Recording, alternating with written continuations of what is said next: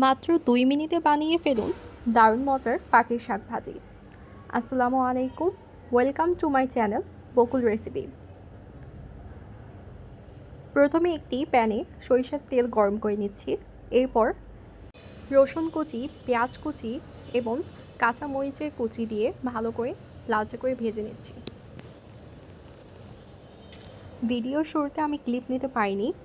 আমি প্রথমে পাটির শাক ভালোভাবে বেছে ধুয়ে লবণ দিয়ে সিদ্ধ করে নিয়েছিলাম।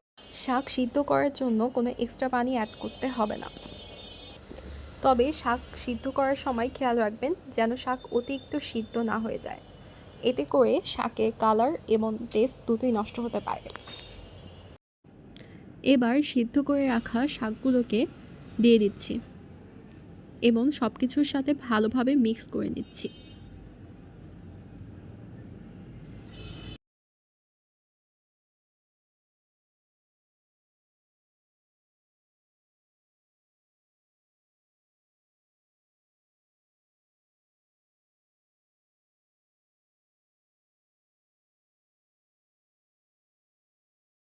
এবার স্বাদমতো লবণ অ্যাড করব,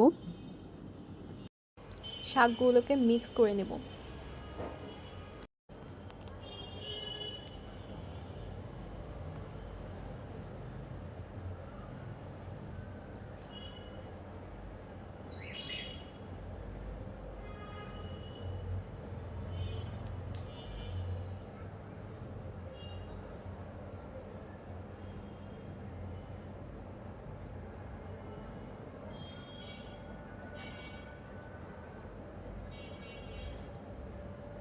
আমাদের পাটের শাক কিন্তু অলমোস্ট রেডি।